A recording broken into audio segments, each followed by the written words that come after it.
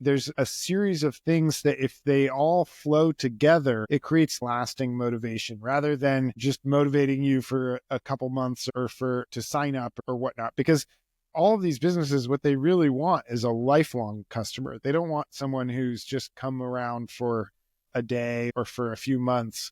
They want someone who really enjoys it long term. And so some of those gamification elements are really good at a certain stage in the life cycle, but then you need other things to back it up. And so that's our whole approach, is taking this lens, looking at products and helping assess how we can motivate the users. And then the other thing that's really critical is to make sure that you're actually motivating people to do the things that are going to tie in with the business strategy goals. Because you don't want to just motivate someone to be on the product every day, but they're never spending money or it doesn't lead to something. We need to keep in mind the bigger picture business goals. So we actually have a scorecard for every feature that we dream up in our motivation-driven design process to see how many elements of motivation does it hit on, and then what business goals and objectives does it actually lead to in the end. And that will help us determine which are the higher priority things that we should include into the product. Yeah, we can obviously talk about this for hours. It's certainly a very engaging conversation. I was even thinking I don't know if you heard of a brand called Withing. I think